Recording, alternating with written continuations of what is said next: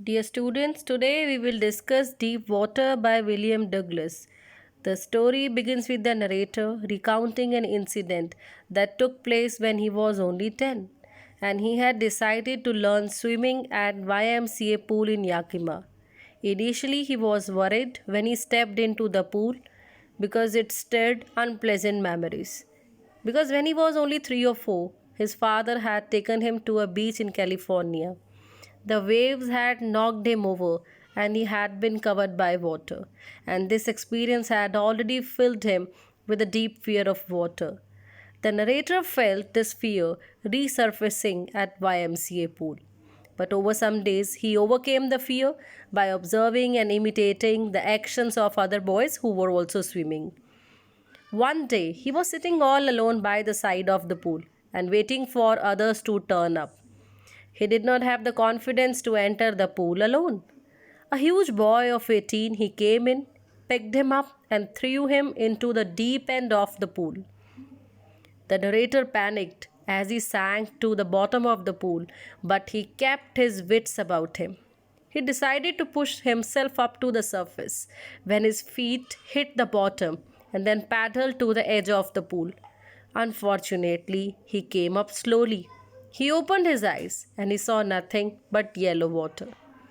He started to panic, especially when he could not get his face out of the water.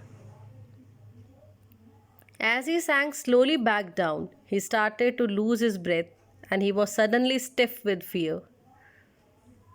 He reached the bottom. He jumped again, coming up slowly.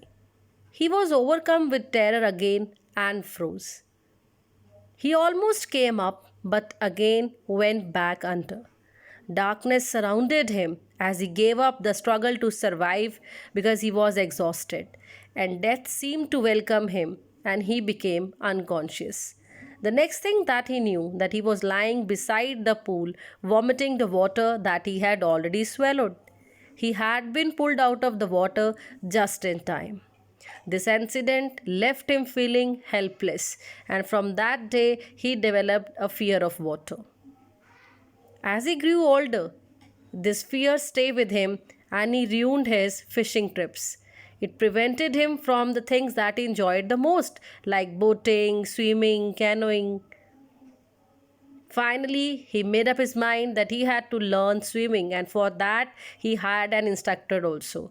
He practiced 5 days a week. He swam repeatedly up and down with a belt that was attached to an overhead rope. He panicked every time he went underwater, but this subsided over 3 months.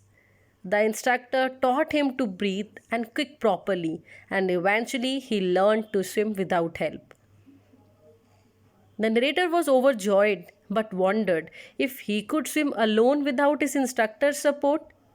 He managed just fine.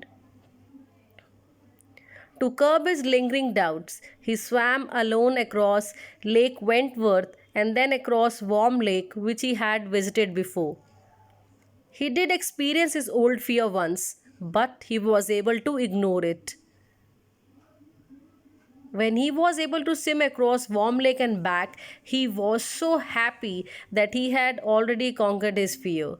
The narrator ends the story by quoting that Franklin D. Roosevelt's world, all we have to fear is fear itself.